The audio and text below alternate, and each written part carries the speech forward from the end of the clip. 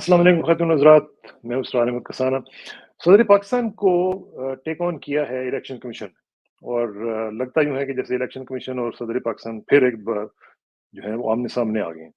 और इसकी क्या इम्पोर्टेंस है और क्यों इसको इतनी ज़रूरत पड़ी इलेक्शन कमीशन को इस तरह कहने की जो कि उन्होंने बातें की हैं। फिर मज़ाहिर नकवी साहब जो हैं उन्होंने अदम एतमाद का इज़हार किया है चीफ जस्टिस साहब के साथ और दूसरे जो लोग उनके उनका केस सुन रहे हैं उनके हवाले से भी। ये क्या सूरत-हाल बन रही है? फिर एक फैक्ट फोकस की भी एक स्टोरी आई है जिसमें उन्होंने जनरल शफ़ाअतुल्लाह साहब जो हैं, उनके बारे में मुख्तलिफ चीज़ें बताई हैं कि वो उनके मुबैयना तौर पर काफ़ी असासे हैं और वो कैसे बने हैं उसके बारे में उन्होंने जैसे पहले एक स्टोरी 2 स्टोरीज़ की थी, अभी एक और स्टोरी उनकी आई है। नवाज़ शरीफ साहब की जो प्रॉपर्टीज़ हैं वो वापस कर दी गई हैं। ये एक अजीब हमारे यहाँ मज़ाक बनता है, पहले गिरफ्तार किया जाता है, लोगों को पकड़ा जाता है, उनकी जायदादें ज़ब्त की जाती हैं, फिर उनको वापस कर दी जाती हैं। अच्छा जी, सुप्रीम कोर्ट में एक और केस जो कि ज़रा पुराना केस है वो टेक अप किया जा रहा है जनरल मुशर्रफ साहब के हवाले से। नए केसेस जो हैं वो पड़े हुए हैं और पुराने केसेस के ऊपर बातचीत हो रही है, तो इसकी क्या इम्पोर्टेंस है? फिर काकड़ साहब जो हैं वो सऊदी अरब पहुँच चुके हुए हैं। वहाँ पे एक हाई लेवल मीटिंग होनी है हफ्ते वाले दिन यानी आज, तो उसकी क्या इम्पोर्टेंस है वो भी देखेंगे। और मियाँ असलम इकबाल साहब जो हैं उनके भाई और वो खुद मुबैयना तौर पर उन्होंने कहा है कि वो छोड़ गए हैं पीटीआई।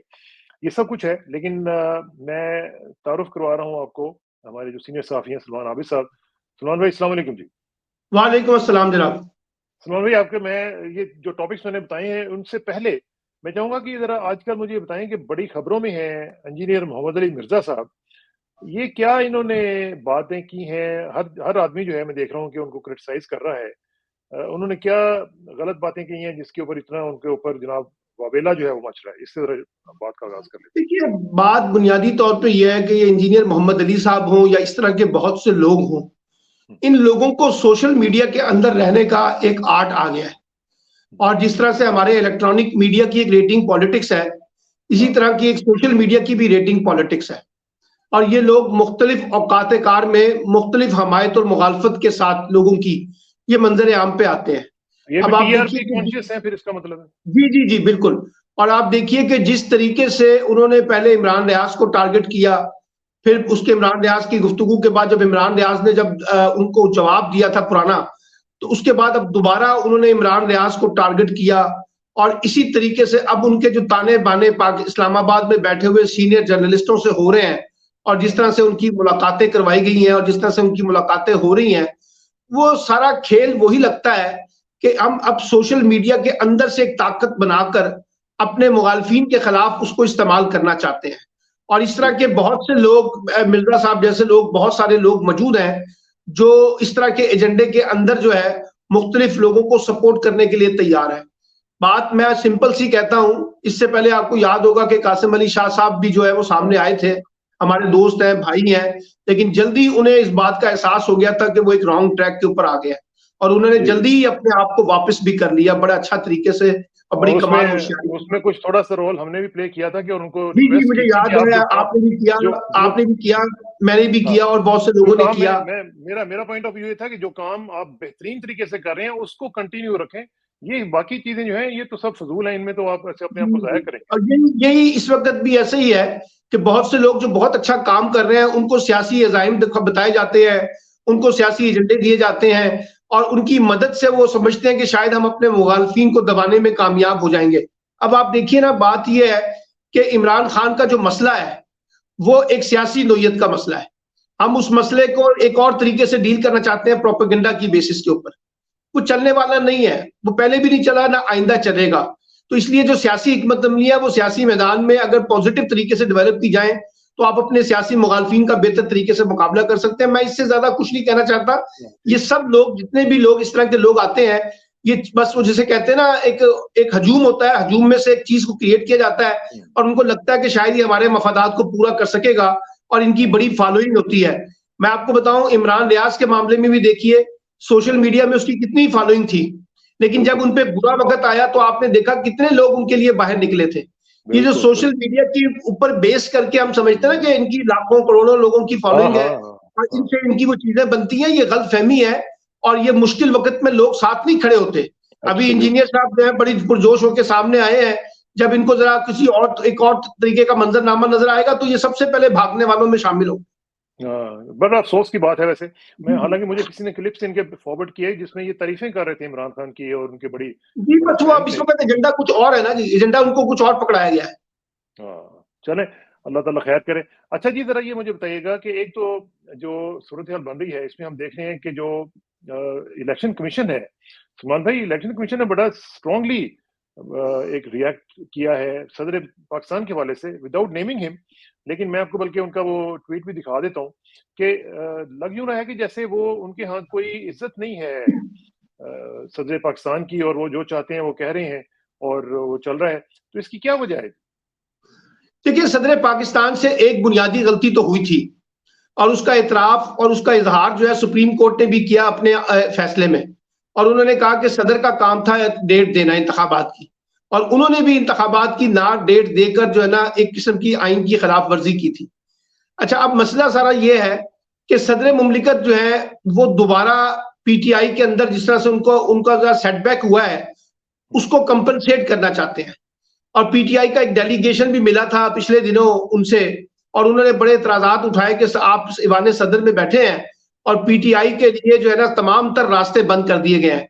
वो इंतखाबी मुहिम नहीं चला सकते, इंतखाबी कन्वेंशन नहीं कर सकते, वर्कर कन्वेंशन नहीं कर सकते, और हमारे मुखालफिन की सब कुछ कर रहे हैं।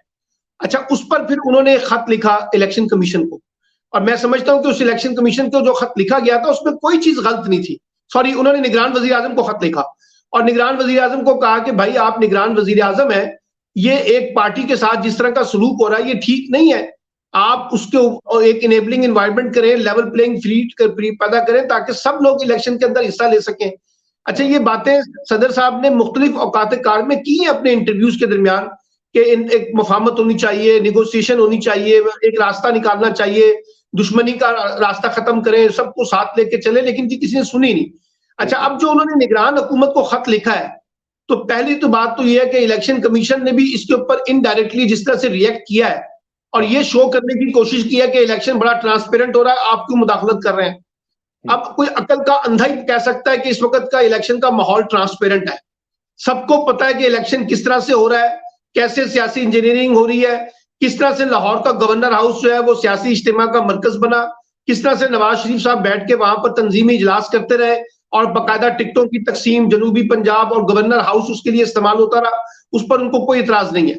इसी तरीके से जो निगरान सूबाई हुकूमतें पंजाब और खैबर पख्तूनख्वा में कर रही है उस पर भी उनको कोई इतराज नहीं है। इसी तरह से वफाकी हुकूमत, निगरान हुकूमत जो कुछ कर रही है उस पर भी कोई इतराज नहीं है। इलेक्शन कमीशन ने अभी तक टस से मस नहीं किया कि जनाब ये लेवल प्लेइंग फील्ड क्रिएट की जाए, और क्यों अदालती फैसलों के बावजूद पीटीआई को जलसा नहीं करने दिया जा रहा। अब उस पर मैं कल हैरान हुआ कि मुर्तजा सोलंकी साहब ने भी कल एक ट्वीट किया, यानी अब अंदाजा लगाइए ना, ये वही सहाफती हजरात हैं जो बैठ के हमें बड़े बड़े भाषण देते थे जमहूरियत के नाम पर, और अब ये कह रहे हैं कि जनाब सदर साहब आपका दिमाग खराब हो गया है और आप जो है वो बाकायदा मुदाखलत कर रहे हैं, आप एक पार्टी के तर्जुमान बने हुए हैं। और भाई ये जो निगरान हुकूमतें जो हैं इस वक्त पीएमएलएन की तर्जुमान बनी हुई है, और मैं ये नहीं कह रहा, ये पीटीआई नहीं कह रही, ये खुद पीपल्स पार्टी की क्यादत कह रही है कि जनाब वफाकी और सूबाई हुकूमतें जो है वो सहूलतकारी का किरदार अदा कर रही है पीएमएलएन के लिए। और आपको मैंने बहुत पहले इस प्रोग्राम में कहा था कि मुझे कुछ ब्यूरोक्रेट्स ने कहा था कि हमें ये बाकायदा हदायत दी गई है कि जिस तरह से शहबाज शरीफ इंस्ट्रक्ट करते हैं ना उसको फॉलो करें। तो शहबाज शरीफ तो एक किस्म के डिफेक्टो केयरटेकर प्राइम मिनिस्टर और de facto caretaker chief minister Punjab बने हुए हैं, तो इसलिए इस पर इलेक्शन कमीशन का नोटिस लेना या इनडायरेक्टली इजहार करना या निगरान हुकूमत का रिएक्ट करना, वो सारी बातें जाहिर करती हैं कि उनको फ्रस्ट्रेशन है कि जो खेल हम खेलने की कोशिश कर रहे हैं उसमें सदर मुदाखलत कर रहे हैं। अब सदर ने कौन सा ऐसा काम कह दिया कि जिसके ऊपर आपको बड़ी जिसे कहते हैं सख्ती आपको बयान में नजर आ गई। उन्होंने तो कहा कि भाई एक लेवल प्लेइंग फील्ड निकालें और सबको इलेक्शन लड़ने दें, क्या इसमें बुरी बात है? ये बातें तो सारी सियासी जमातें कर रही हैं, वो तो देखिए ना, ये बातें तो सारी सियासी जमातें कर रही हैं, मीडिया के लोग कह रहे हैं कि भाई ये लेवल प्लेइंग फील्ड निकाले, लेकिन लगता ही है कि सदर साहब ने, देखिए सदर साहब ने गलती की है। सदर साहब ने इंतखाबात की तारीख ना देकर जो गलती की थी उसका वो कफारा अदा करने की कोशिश कर रहे हैं, लेकिन वो बहुत लेट हो चुके हैं।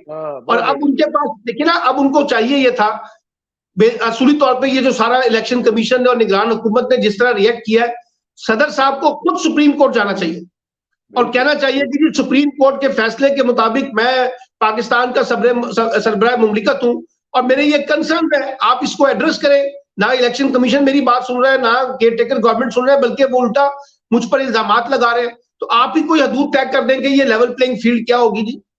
यानी एक अजीब और गरीब मसला हमने बना दिया है इंतखाबात के नाम पर।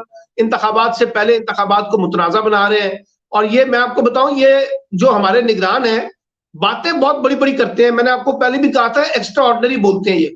इनको इतना बोलना नहीं चाहिए भाई। उनके तो एक्शन नजर आने चाहिए कि जनाब अब इलेक्शन की डेट अनाउंस हो गई है, सियासी जमातों के लिए रास्ता खोले। अभी भी आप वो असलम इकबाल के भाई को पकड़ के कह रहे हैं कि वफादारी तब्दील कर दें। आपने वो डोगर साहब को, मुल्तान वाले को पकड़ा हुआ है, अली नवाज अवान को पकड़ा हुआ है, और बहुत से लोगों को पकड़ा हुआ है। सबकी जमानतें हो जाती हैं उसके बावजूद। अब ये सदर ने जुमला गलत कहा है कि भी लोग और लड़कियों की, औरतों की जो जमानतें हो रही हैं, उसके बावजूद उनको नए नए मुकदमात में पकड़ा जाता है। तो मेरा मतलब है इंतखाबात से पहले का जो माहौल है, जो साजगार होना चाहिए था, शफाफ होना चाहिए था, गैर जानिबदार होना चाहिए था, उसमें तो केयर टेकर गवर्नमेंट्स नाकाम हो गई हैं। उसमें तो इलेक्शन कमीशन नाकाम हो चुका है, इसमें तो कोई दो राय नहीं है। और मुझे आप ये बता दें कि इलेक्शन कमीशन के ट्रैक रिकॉर्ड के अंदर कौन सा ऐसा इंतखाब है जो मुनसिफाना और शफाफ हुआ जिसको सबने तस्लीम किया है? वो कहते हैं जी हम तो मुनसिफाना इलेक्शन करवाना चाह रहे हैं। भाई मुनसिफाना इलेक्शन के कुछ तकाजे हैं। यहां तो आपने इलेक्शन से पहले इलेक्शन का नतीजा अनाउंस करके रख दिया है। उसके ऊपर लोगों के कंसर्न्स हो रहे हैं कि भाई ये किस किस्म का इलेक्शन है कि जिसके अंदर आप इस तरह के अमल के साथ आगे बढ़ना चाहते हैं। ये कैसे इलेक्शन को शफाफ बनाएगा, कैसे इलेक्शन को गैर जानिबदार करेगा, कैसे सारी सियासी जमातों के लिए रास्ता निकालेगा? ऐसे तो नहीं चलेगा। तो मेरा मतलब है कि ये सदर मुमलिकत ने जो गलती की वो अपनी जगह, लेकिन जो पॉइंट्स उन्होंने रेस किए हैं, अब मैं तो आपको प्रोग्राम में मैंने पहले कहा था कि ये मामला जाएगा दोबारा सुप्रीम कोर्ट में, और ये पीटीआई समेत बाकी जमातों को अब सुप्रीम कोर्ट का दरवाजा खटखटाना चाहिए कि जनाब आपने इलेक्शन की डेट भी दी और आपने कहा था कि इलेक्शन शफाफ होगा। ये है हमारे पास कुछ एविडेंस, और इन एविडेंस की बेसिस के ऊपर हम चैलेंज कर रहे हैं इलेक्शन कमीशन को और केयर टेकर गवर्नमेंट्स को। अब आप इसके ऊपर कोई फैसला सुनाएं। और मैंने कहा था कि जब उन्होंने कहा था चीफ जस्टिस साहब ने कि हम इलेक्शन को मुलतवी भी नहीं होने देंगे और इलेक्शन की शफाफियत को भी इंश्योर करेंगे, तो अब वो इलेक्शन की शफाफियत को इंश्योर करने के लिए सुप्रीम कोर्ट को लोगों को जाना पड़ेगा। ये केयर टेकर गवर्नमेंट्स और इलेक्शन कमीशन ऐसा कोई रास्ता नहीं दिखाएंगी जो शफाफ इलेक्शन की तरफ बढ़े। ठीक है, अच्छा, लेकिन आप सुप्रीम कोर्ट की बात कर रहे हैं, तो सुप्रीम कोर्ट में तो जो उनके one of the supreme court जजेस जस्टिस नज़ाहिर नकवी साहब जो हैं, वो तो अदम एतमाद कर रहे हैं अपने ब्रदर जजेस के ऊपर, खासतौर पर चीफ जस्टिस के ऊपर। तो फिर वहां पे जब एक जज को नहीं इंसाफ मिल रहा, तो एक आम आदमी को या पीटीआई को वहां पे कैसे इंसाफ मिलेगा? देखिए, ये जो नकवी साहब हैं, इनके बारे में ये जो पैनल बना, इनकी तो पहले से रिजर्वेशन थी। आपको मालूम है, जिस वक्त ये जुडिशरी के अंदर तकसीम थी और बाकायदा कहा जाता था कि ये साबिक चीफ जस्टिस का पसंदीदा बेंच है, उसमें मुजाहिर नकवी तो सबसे ज्यादा तनकीद की जद में थे। तो अब अगर आपने उनके लिए कोई बेंच बनाना था, तो वो लोग तो बेंच ना बनाते ना जो पहले से अपना जजमेंट दे चुके हैं, कि जो पहले से अपना फैसला ले चुके हैं। तो अब अगर वो उस वक्त बेंच फिक्सिंग हो रही थी, तो ये अब भी क्या हो रहा है? अब भी आप उसी तरह के बेंच बना रहे हैं जो जिससे लोगों के अंदर सवालात और शुकूक और शुबात उठ रहे हैं। इसका मतलब ये हुआ, जो मैंने पहले भी कहा था, कि ये जो हमारे यहाँ ग्रुपिंग है, ये महज चीफ जस्टिस के बदलने से खत्म नहीं होगी, ये रहेगी। और ये डिपेंड करेगा मौजूदा चीफ जस्टिस और कुछ सीनियर जजेस के एटीट्यूड के साथ कि ये तकसीम खत्म होगी या ये तकसीम उभरेगी। अब इस तकसीम को दोबारा उभारा जा रहा है ना, और जिस तरह से ये चीजें हो रही हैं और जिस तरह से नकवी साहब ने रिएक्ट किया है, और उन्होंने वकील भी कर लिया, अपना जवाब भी दाखिल करा दिया, अदम तमाद भी कर दिया है, तो इसका मतलब है कि अभी भी हमारे बेंच के अंदर तकसीम मौजूद है। ये खतरनाक चीज है, ये अच्छी चीज नहीं है। और बात यह है, मुझे एक बात समझ नहीं आती, हम आगे बढ़ने का रास्ता इख्तियार करने की बजाय पीछे की तरफ क्यों जा रहे हैं?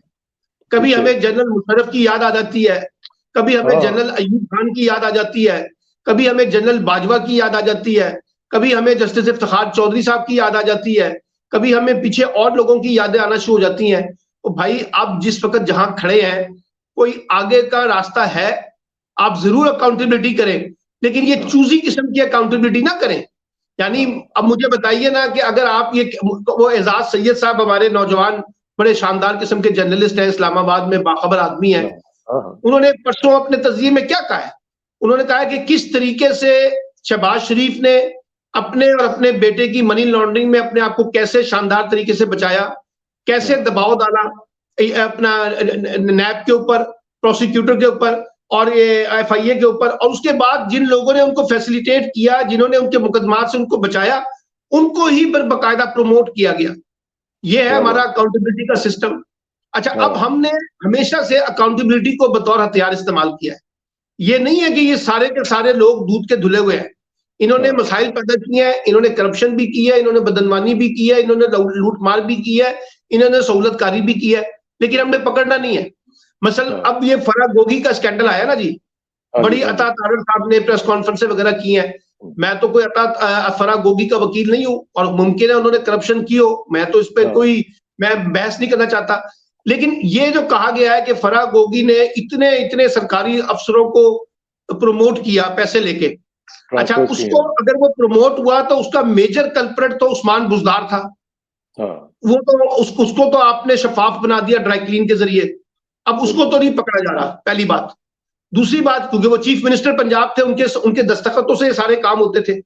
दूसरी बात यह है कि जितने लोगों को प्रमोट किया गया, उनकी फहरिस्तें तो मौजूद है ना उन अफसरों की, उनको तो पकड़ लें पहले। फराग गोगी को भी पकड़ी है, लेकिन पहले उन लोगों को पकड़ी है जिन्होंने पैसे दे के अपने आप को प्रमोट करवाया, वो भी मौजूद है, लेकिन नहीं पकड़ना, क्योंकि हमने तो टारगेट करना है ना किसी को, और हमने तो किसी पे दबाव डालना है। अब ये कहा जा रहा है कि वो जी मानिका साहब जो है, खावर मानिका साहब का एक इंटरव्यू आने वाला है टीवी में, और वो इमरान खान की ऐसी तैसी कर देंगे। फिर कहा जा रहा है फराग गोगी पे बड़ा दबाव है, फिर कहा जा रहा है बुशरा बीबी पे बड़ा दबाव है कि वो अपने मियाँ के खिलाफ जो है वो अपना इतराफे जुर्म करें और वादा माफ गवाह बन जाए। तो ये जो सारा कुछ अकाउंटेबिलिटी के नाम पे हो रहा है, उसमें मुज़ाहिर अली नकवी का काम हो, उसमें बाकी लोगों का काम हो, तो इसका मतलब है हमारा जो बकायदा वो टारगेटेड है ना, स्पेसिफिक है अकाउंटेबिलिटी का सिस्टम। जो हमें तंग करेगा उसके खिलाफ अकाउंटेबिलिटी होगी। अब ये फवाद चौधरी के साथ क्या हुआ है?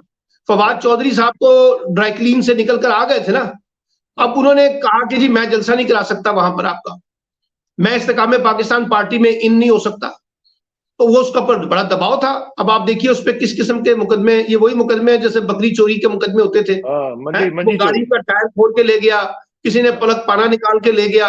अच्छा, वो फरूख हबीब साहब भी भाग गए, वो फरूख हबीब साहब आपको कहीं नजर नहीं आ रहे, कल दोबारा हो सकता है वो अरेस्ट हो जाए। तो मेरा मतलब है ये सारा खेल जो हम खेल रहे हैं, उस पर इलेक्शन कमीशन कहे कि नहीं जी सारा मामला शफाफियत के साथ चल रहा है, हमने तो अहद किया हुआ है शफाफ इलेक्शन करवाने का, तो इस पर तो इन्ना लिल्लाह व इन्ना लिल्लाह राजिऊन नहीं पढ़ा जा सकता ना जी, और क्या कहा जा सकता है। एक चीज मुझे सलमान भाई बताएं कि फिर ये जो आपने सिलेक्टिव बेंचिंग का कहा, इसमें फिर मुशर्रफ साहब का जो केस है उसकी अब क्या रेलेवेंस है? बेचारे चले गए, फोत हो गए, चले, उन्होंने जो कुछ भी किया वो तारीख का हिस्सा है, लेकिन जो करंट इस वक्त पड़े हुए हैं केसेस, उनको क्यों नहीं टेकअप किया जा रहा है? इमरान खान अंदर जो जेल के अंदर सड़ रहा है, बाकी खवातीन के केसेस हैं, दूसरे केसेस हैं, साइफर का केस है, वो क्यों इतना सीक्रेट तरीके से चलाया जा रहा है? तो ये चीजें टेकअप करने वाली नहीं है। देखिए ना, वही तो मैं आपसे कह रहा हूँ, ये सारा सिलेक्टिव काम हो रहा है।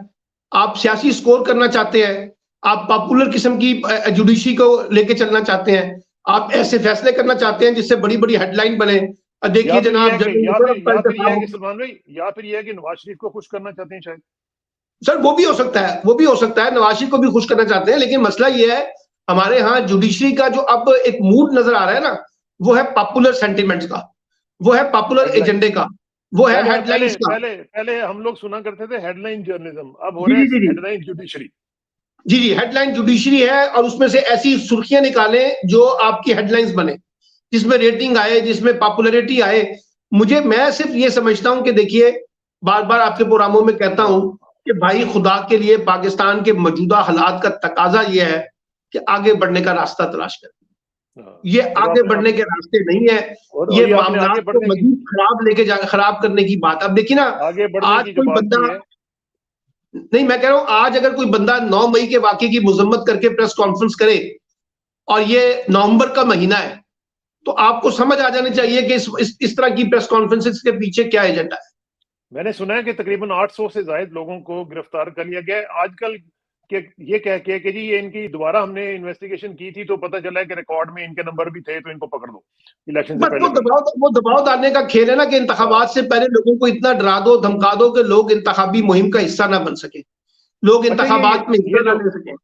ये जो नवाज शरीफ की प्रॉपर्टीज भी वापस कर दी गई हैं, उनके केसेस भी वापस हो रहे हैं, सब कुछ हो रहा है। मुझे याद पड़ता है कि जब ये केसेस इनके खिलाफ चले थे तो जो JIT वगैरह बनी थी उसमें सिटिंग जो आर्मी ऑफिसर्स थे वो भी शामिल थे। तो इस तरह के जो केसेस थे फिर इतने बोगस थे कि आज एक मिनट में सारे के सारे फारिग हो गए और जनाब उनकी देखिए प्रॉपर्टी ना, भी वापस हो गई, हिसाबदार को भी पाकिस्तान मिल गया सब में कुछ। पाकिस्तान में एहतसाब का जो मजाक उड़ाया जाता है पब्लिकली, क्यों उड़ाया जाता है? इन्हीं हरकतों की वजह से तो उड़ाया जाता है ना।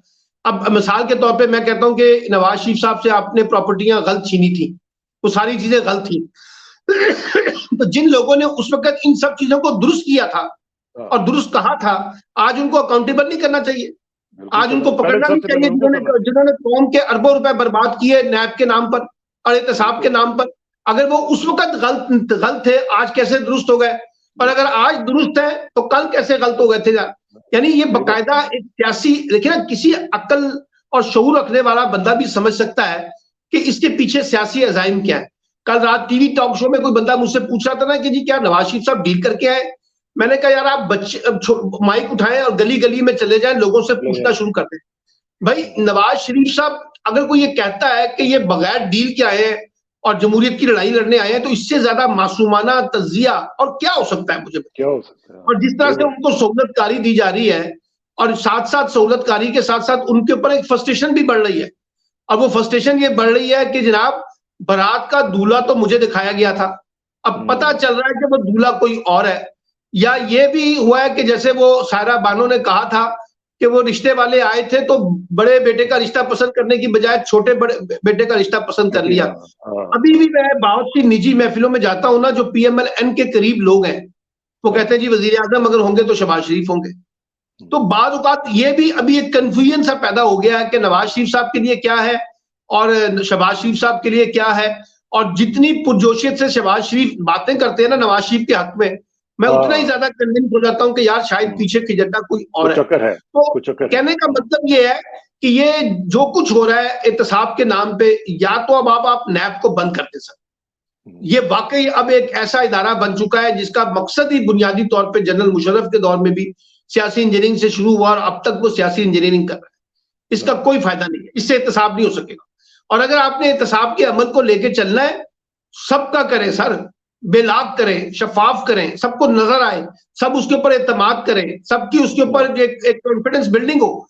ये नहीं हो सकता कि जनाब एक ही वक्त में, अब वो देखे ना जो मैंने एजाज सैयद की बात की है कि कैसे शहबाज शरीफ साहब ने इदारों को इस्तेमाल किया बतौर प्राइम मिनिस्टर। तो वो जो सारे लोग कहते थे कि ये 16 माह की हुकूमत आई है, ये तो बुनियादी तौर पर अपने आप को फैसिलिटेट करने के लिए आई है ना जी। और अब देखिए वो 16 माह की हुकूमतों के करतूत जो है, वो आपको याद है ना, सबसे ज्यादा बहस ये हुई थी कि जी इमरान खान की हुकूमत जो है वो एक आईनी और सियासी प्रोसेस के तहत खत्म की गई थी। अब कल बिलावल भुट्टो साहब कह रहे हैं कि हमें 2 दिन पहले जनरल बाजवा ने कहा कि तरीके में तमाद वापस ले लो। हमने कहा नहीं लेनी, जब आपने हमें दी थी पहले क्यों दिया, कहा था कि लेके आए। फिर एमल वली खान ने कहा, फिर उसके बाद ये महमूद खान अचकजई कह रहा है, फिर अताउल्लाह मैंगल कह रहा है, फिर उसके बाद और लोग कह रहे हैं, अच्छा ख्वाजा आसिफ कह रहा है, राना सनाउल्लाह कह रहा है। अब किसी को कोई डाउट रह गया कि जनाब इमरान खान की हुकूमत का जो खात्मा हुआ था वो एक स्क्रिप्टेड एजेंडा था और उसके अंदर फिर फाइनल रंग जो है वो शहबाज शरीफ की मदद से और जरदारी साहब की मदद से भरे गए। तो मेरा मतलब है कि ये जो सारा खेल हम खेल रहे हैं, इससे हमने हासिल क्या किया सर? आज एक डेडलॉक पैदा हो गया इस वक्त पाकिस्तानी सियासत के अंदर, पाकिस्तानी जमहूरियत के अंदर, और जमहूरी कुव्वतें कमजोर हो रही हैं और गैर जमहूरी लोग जो है वो मजबूत हो रहे हैं, बढ़ रहे हैं। और अब इस वक्त हम ये बात कर रहे हैं कि जुडिशरी कहाँ खड़ी है, हम ये बात कर रहे हैं मीडिया कहाँ खड़ा है, हम ये बात कर रहे हैं सिविल सोसाइटी कहाँ खड़ी है। कल मैं एक मजलिस में था, परसों सिविल सोसाइटी की बड़ी मीटिंग थी, तो उसमें उन्होंने कहा जी कि एक हमें मुश्तरका लामिया जारी करना है कि जिसमें 1 साल से औरतों को जेलों में रखा जा रहा है। तो मैंने कहा कि बड़ी जल्दी आपको ख्याल आया इस बात का कि 8-9 महीने गुजरने के बाद। तो उन्होंने कहा नहीं जी, हालात ऐसे नहीं थे कि हम इसके ऊपर कोई बड़ी आवाज उठाते। तो इसका मतलब है सिविल सोसाइटी भी श्रिंक हुई है। आपने सबको जो है महदूद करके रख दिया है और सबके सामने एक एजेंडा रख दिया कि भाई अब आप इस एजेंडे के तहत जो है ना सिस्टम को आगे लेके चले, उसको सहूलतकारी में सियासी। अब ये देखिए ना, ये जो बहस है कि जी बिलावल भुट्टो साहब को ख्याल आ रहा है या किसी और सियासी जमात को, इन सबको एक ही मसला है कि जनाब इस्टेब्लिशमेंट ने हम पर वो शफकत का हाथ नहीं रखा जो आज शरीफ बरादरान के ऊपर रखा हुआ है। हमें क्यों नहीं प्राइम मिनिस्टर के तौर पे देखा जा रहा, हमें क्यों नहीं आगे लाया जा रहा, हमारा हिस्सा क्यों नहीं बढ़ाया जा रहा, हमें क्यों नहीं इक्तदार के अंदर शराकत के अंदर ज्यादा हिस्सा दिया जा रहा है। असल लड़ाई तो ये हो रही है ना सर, ये लड़ाई है, सही सारे बात। लोगों की डिपेंडेंसी जो है, सारे लोगों की डिपेंडेंसी इस वक्त एस्टैब्लिशमेंट के ऊपर है, और सब एस्टैब्लिशमेंट से अपना हिस्सा बढ़ाने की बातें कर रहे हैं, दबाव डाल रहे हैं, कोई किस ये तरफ तो डाल रहा है, कोई किस तरफ डाल रहा है। अच्छा, तो ये मेरा मतलब है कि ये जो सारा खेल है, ये पाकिस्तान में सियासत और जमहूरियत के हक में नहीं हो रहा। बिल्कुल नहीं हो रहा। अच्छा, ये ज़रा एक मुझे बताएं कि फैक्ट फोकस की स्टोरी का, ये अहमद नूरानी साहब का जो एक इदारा है, उन्होंने जो बनाई हुई है एक वेबसाइट, उस पे उन्होंने जनरल शफातुल्लाह साहब के हवाले से बड़ी डिटेल्ड स्टोरी की है, और ये उन्होंने पहले भी इस तरह की स्टोरीज की हुई हैं। ये जो करप्शन के मामलात हैं, इसमें क्या हमें जीरो टॉलरेंस की पॉलिसी नहीं इख्तियार करनी चाहिए? चाहे जो भी हो, चाहे वो कोई जर्नैल हो, कोई सिविलियन हो, कोई ब्यूरोक्रेट हो, कोई पॉलिटिशियन हो, अक्रॉस द बोर्ड अकाउंटेबिलिटी क्यों नहीं हो पाती? और हम इस तरह के जो स्कैंडल्स हैं, वो हमें आए दिन देखने को मिलते हैं। देखिए, बात यह है कि हमारी रियासत ने और हमारा रूलिंग एलीट ने एक इज्तिमाई तौर पर इत्तेफाक कर लिया है कि करप्शन, पॉलिटिक्स और इक्तिदार ये एक ही चीज है। करप्शन के बगैर इक्तिदार और करप्शन के बगैर सियासत जो है उसका तस्वर नहीं है। मुझे बार बार वो नॉम चॉम्स्की साहब याद आ जाते हैं, जिन्होंने कहा था कि ये कॉर्पोरेट किस्म की डेमोक्रेसी है और कॉर्पोरेट पॉलिटिक्स है। इसमें बुनियादी तौर पे लोग इन्वेस्टर के तौर पर सामने आते हैं, इन्वेस्ट करते हैं और उसके जरिए से अरबों खरबों रुपए कमाते हैं। अब इसमें पॉलिटिक्स भी है, इसमें ब्यूरोक्रेट्स भी हैं, इसमें जजेस भी हो सकते हैं, इसमें एस्टैब्लिशमेंट भी हो सकती है, इसमें उलमा इकराम भी हो सकते हैं, इसमें मीडिया के लोग भी हो सकते हैं, इसमें और लोग भी शामिल हो सकते हैं। अब बात यह है, ये बात मैं और आप तो कहते हैं आइडियली के जनाब करप्शन के खिलाफ जीरो टॉलरेंस होनी चाहिए। सर, जब उन्होंने जीरो टॉलरेंस पे ये इत्तेफाक कर लिया कि हमने करप्शन पे किसी को नहीं पकड़ना, और हमने ये इत्तेफाक कर लिया कि हम इनको सियासी इंजीनियरिंग के तौर पर करप्शन को बतौर हथियार इस्तेमाल करेंगे, एहतसाब को। अब आप ये देखिए, मैं आपको ईमानदारी से बता रहा हूं कि पाकिस्तान का 18वें 19वें ग्रेड का कोई ब्यूरोक्रेट इस पाकिस्तान में 10 मरले का मकान बनाने की पोजीशन पे नहीं है, अगर उसकी तनख्वाह के साथ अगर मामला चलता है। अब ये पैसे कहां से आते हैं सर? ये बड़ी बड़ी गाड़ियां, ये बड़े बड़े महलात, ये बड़े बड़े घर, ये दुबई के अकाउंट्स, ये बच्चे बाहर पढ़ रहे हैं इनके अक्सर के। हाँ जी, अच्छा, ये सब लोग उसके गंगा जमुना के अंदर अपने हाथ धो रहे हैं। औलादों को इन्होंने बाहर भेज दिया है, फैमिलियां इन्होंने बाहर भेजी हुई हैं, वहां अपनी प्रॉपर्टियां बना ली हैं, किसी ने वहां जाकर अपना कोई शॉपिंग मॉल बना लिया है, किसी ने वहां जाके अपना कोई बिजनेस शुरू कर दिया है, किसी ने कुछ कर दिया है, किसी ने कुछ कर दिया है, और यहां से पैसे कमा कमा के आप लोग वहां डाल रहे हैं।